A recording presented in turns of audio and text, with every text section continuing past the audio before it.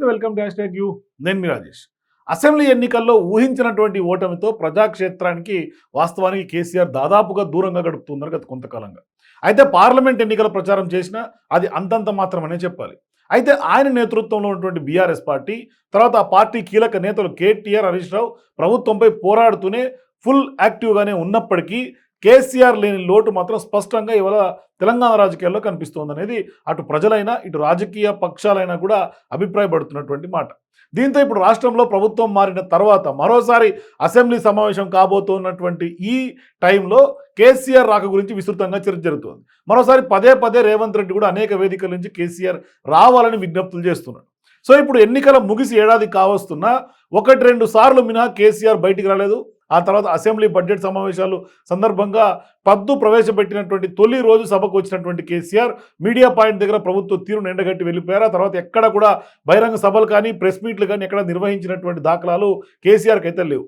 So ఇప్పుడు ఈసారైనా అసెంబ్లీకి వస్తారా అని సర్వత్రా ఆసక్తి నెలకొని ఇట్లాంటి సందర్భాల్లో కొత్తగా ఏర్పడినటువంటి ప్రభుత్వానికి ఏడాది సమయం ఇవ్వాలనేది మొదటి నుంచి కేసీఆర్ చెప్తూ వస్తున్నారు. ఆ సమయం గడిచాకే బయటికి వస్తారని బీఆర్ఎస్ నుంచి కీలక నేతలందరూ కూడా ఇవాళ చెప్తున్నటువంటి మాట. సో ఇప్పుడు ప్రజల తరఫున ఖచ్చితంగా ప్రభుత్వాన్ని ప్రశ్నిస్తారని చెప్పుకుంటున్నారు.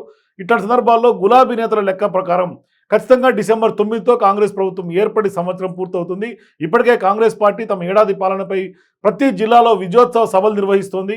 కరెక్ట్గా డిసెంబర్ 9ని అసెంబ్లీ సమావేశాలు కూడా మొదలు కాబోతున్నాయి.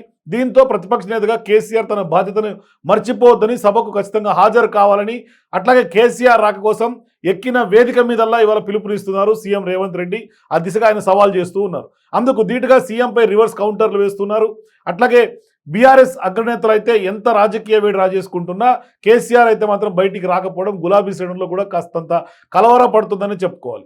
అయితే నియోజకవర్గాల వారీగా పార్టీ కార్యకర్తలు, నేతలు ఫామ్ హౌస్కి వెళ్ళి కేసీఆర్ని కలుస్తూనే ఉండటం విశేషంగా చెప్పాలి. సో ఇట్లాంటి సందర్భాల్లో ప్రతిపక్ష నాయకుడిగా ఖచ్చితంగా మీ బాధ్యత మీరు నిర్వర్తించండి. కుర్చీ ఖాళీగా ఉండటం తెలంగాణకు మంచిది కాదని ఖచ్చితంగా మీరు వచ్చి పాలకపక్షాన్ని ఇరుకుని పెట్టండి అని తాజాగా ఇవాళ కూడా సీఎం రేవంత్ రెడ్డి వ్యాఖ్యలు చేసినటువంటి పరిస్థితి. అంటే మీరు సూచనలు ఇవ్వండి, మీకు చాలా సీనియారిటీ ఉంది అని కూడా ఆయన ఇంద్రమ్మ ఇండ్ల సర్వే మొబైల్ యాప్ ఆవిష్కరణ కార్యక్రమంలో కూడా ముఖ్యమంత్రి పాల్గొంటూ కూడా స్పందిస్తున్నటువంటి పరిస్థితి. అంటే వాస్తవానికి సీఎం రేవంత్ రెడ్డి చెప్తున్న లెక్కల ప్రకారం మాకు బేసిజాలు లేవు, వయసులో అట్లాగే అనుభవంలో కూడా మీరు పెద్దవారు, మీ పెద్దరికాన్ని నిలబెట్టుకోండి, మీ పిల్లల అల్లరి చిల్లరి చేస్తే పెద్ద మనిషిగా మీరే వారికి సర్ది చెప్పాలి కదా అంటూ కూడా రేవంత్ చెప్తున్నారు. ఇక వారిని నియంత్రించాల్సినటువంటి బాధ్యత కూడా మీకు లేదా? మీ అనుభవాన్ని ప్రజల కోసం ఉపయోగించండి.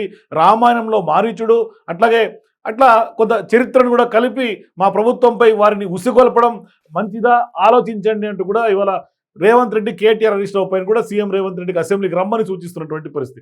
కానీ నేతలు కార్యకర్తలతో వరుసగా భేటీ అవుతున్నటువంటి కేసీఆర్ ప్రజల తరఫున ప్రభుత్వాన్ని ప్రశ్నిస్తారా అన్నది ఇప్పుడు సస్పెన్స్గా మారింది.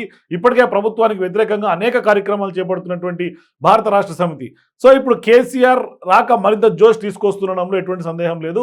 అయితే ఆయన రాకపై బీఆర్ఎస్ వర్గాల్లో స్పష్టత అయితే మాత్రం ఇప్పటికైతే కనిపించడం లేదు. మరి అసెంబ్లీ సమావేశాలు ఎన్ని రోజులు నిర్వహిస్తారు, ఏ బిల్లులు సభలో ప్రవేశపెట్టబోతున్నారు అనే విషయాలపై పూర్తి షెడ్యూల్ తెలిసాక కేసీఆర్ ఒక నిర్ణయం తీసుకుంటారని బీఆర్ఎస్ పార్టీ వర్గాలు చెప్తున్నాయి. ఒకవేళ అసెంబ్లీ సమావేశాలకు కేసీఆర్ హాజరై ఆయనకు తగినటువంటి ప్రాధాన్యత ఉంటుందా, లేదంటే సభలో కేసీఆర్కు మైక్ ఇవ్వకుండా ప్రభుత్వం ఏమన్నా అవమానిస్తే వ్యూహం ఏ విధంగా ఉండాలనేది కూడా ఇప్పుడు ఆ అంశాలపైన గులాబీ పార్టీ కూడా అంతర్గతంగా చర్చించుకుంటున్నట్టు కూడా తెలుస్తుంది.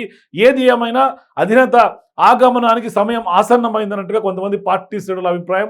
మొత్తం మీద గులాబీ బాస్ ఈసారి అసెంబ్లీ సమావేశాలకి మరి రేవంత్ రెడ్డి వరుసగా చేస్తున్నటువంటి సవాల్ స్వీకరించి అసెంబ్లీ సమావేశాలకు హాజరు అవుతారనే బీఆర్ఎస్ వర్గాలు ఉంటున్నాయి. మరి నిజంగానే కేసీఆర్ నిర్ణయం ప్రకారం అయ్యే అవకాశాలు మీకు కనిపిస్తున్నాయి? మీ అభిప్రాయాన్ని కామెంట్స్ ఇప్పుడు తెలియజేయండి. ఒకవేళ కేసీఆర్ అసెంబ్లీకి వస్తే రేవంత్ వ్యూహం ఏ విధంగా ఉంటుందో కూడా మీ అభిప్రాయాలు చెప్పండి. For more videos please watch hash tag.